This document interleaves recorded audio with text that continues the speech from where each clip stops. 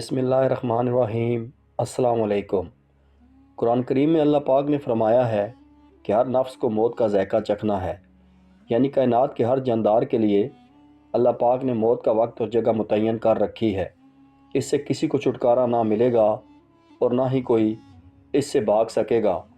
اس لیے ابلیس شیطان کو بھی ایک دن موت آئے گی، لیکن وہ دن کون سا ہوگا، کون ابلیس کو موت دے گا، کیا شیطان کو نزع کے عالم میں تکلیف ہوگی، شیطان کی قبر کہاں بنائی جائے گی، شیطان کتنے عرصے تک موت کی نیند سویا رہے گا۔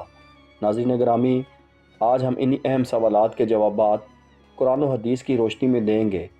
ناظرین گرامی، جب شیطان مردود کو اللہ پاک نے جنت سے نکال دیا تو اس نے اللہ پاک سے قیامت تک کی مہلت مانگی کہ قیامت سے پہلے مجھے موت نہ آئے، لیکن اللہ پاک نے اسے وقت مقررہ تک یعنی ایک خاص وقت تک مہلت دی، جسے قرآن کی سورہ ہجر کی آیت نمبر 36 تا 38 میں یوں بیان فرمایا گیا۔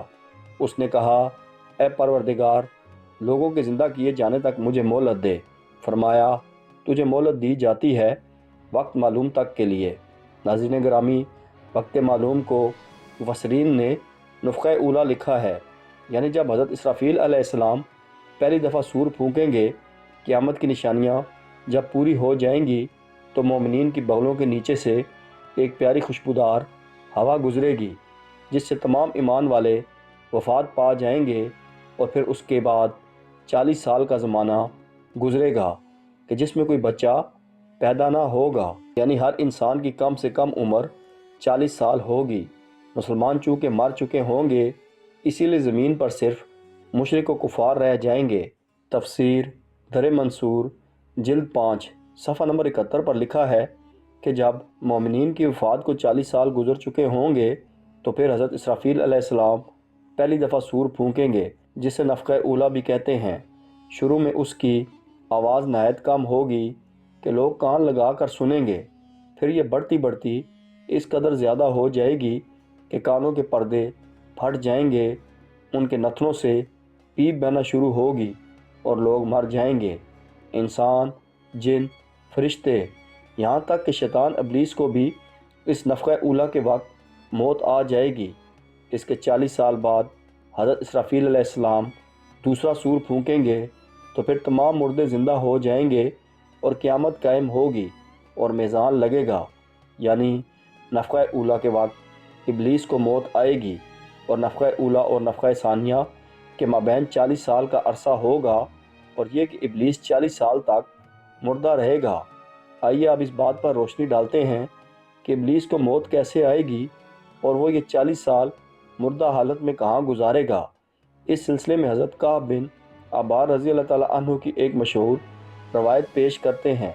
حضرت کعب بن عبار رضی اللہ تعالیٰ عنہ فرماتے ہیں کہ جب ابو البشر حضرت آدم کی وفات کا وقت آیا تو وہ پریشان ہو گئے اور اللہ پاک سے عرض گزار ہوئے، اے اللہ، میری موت سے میرا ازلی دشمن بہت خوش ہوگا، کیونکہ میں مرنے والا ہوں اور وہ قیامت تک زندہ رہے گا۔ اسی وقت ملک الموت حضرت آدم علیہ السلام کی خدمت میں حاضر ہوئے اور فرمایا، اے ابو الآدم، آپ وفات کے بعد جنت میں رہو گے، جبکہ ابلیس قیامت تک دنیا میں رہے گا، اور پھر قیامت سے 40 سال پہلے اس کو ایسی موت آئے گی کہ وہ پوری دنیا کے انسانوں جتنی موت کی تکلیف برداشت کرے گا، اور پھر جہنم ہی اس کا ٹھکانہ ہوگا۔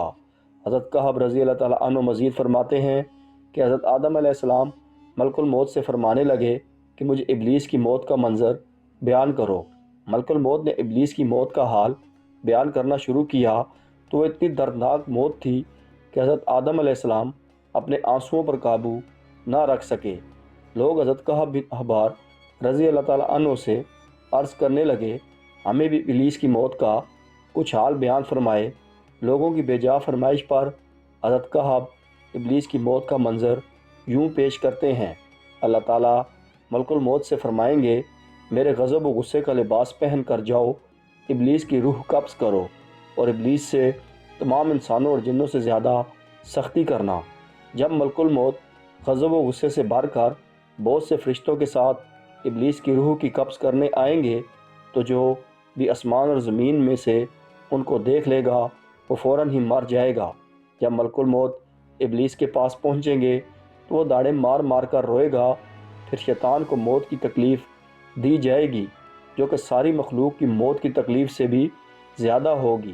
ابلیس گھبرا کر مشرق کی جانب بھاگے گا تو کبھی مغرب کی جانب، لیکن ہر طرف اپنے سامنے ملک الموت کو پائے گا۔ سمندر میں چھپنے جائے گا تو سمندر اسے جگہ نہ دے گا۔ آسمان کی طرف بھاگے گا تو وہاں مقرر فرشتے اس کو آگ کے کوڑے ماریں گے۔ آدم علیہ السلام کی قبر کے پاس کھڑا ہو کر کہے گا، اے آدم، تمہاری وجہ سے میں ملعون و مردود بنا، کاش کہ تم پیدا ہی نہ ہوتے۔ پھر ملک الموت سے کہے گا، کتنی سختی اور تکلیف کے ساتھ میری جان نکالو گے؟ فرمائیں گے، جتنے لوگ جہنم میں ہیں ان سب کی موت سے کہیں زیادہ تکلیف اور سختی کے ساتھ۔ یہ سن کر تڑپنے لگے گا اور چیختا چلاتا ادھر ادھر بھاگے گا اور اس جگہ پہنچ جائے گا جہاں اس نے جنت سے نکلنے کے بعد پہلا قدم رکھا تھا۔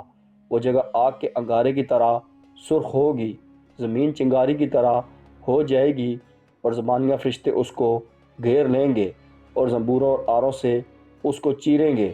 جب تک اللہ تعالیٰ چاہے گا اس وقت تک حالت نزا اور موت کے غصہ کا شکار رہے گا، اور وہاں جہنم کی سنڈاسیاں لگی ہوں گی۔ ان سنڈاسیوں سے تڑپا تڑپا کر اس کی جان نکالی جائے گی۔ حضرت آدم علیہ السلام اور حوا علیہ السلام سے کہا جائے گا، ذرا اپنے دشمن کو دیکھو کس طرح ذلت کے ساتھ مر رہا ہے۔ وہ دیکھ کر کہیں گے، یا اللہ، تو نے ہم پر اپنی نعمت فرما دی۔ انہی جہنمی گڑھوں میں ابلیس 40 سال تک مردہ رہے گا اور یہاں اس کی قبر ہوگی۔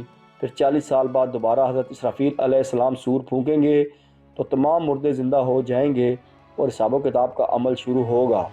ناظرین گرامی، اس کائنات کی ہر چیز فنا ہونے والی ہے۔ اگر کسی کو دوام ہے تو وہ صرف اللہ بزرگ و برتر کی ذات ہے۔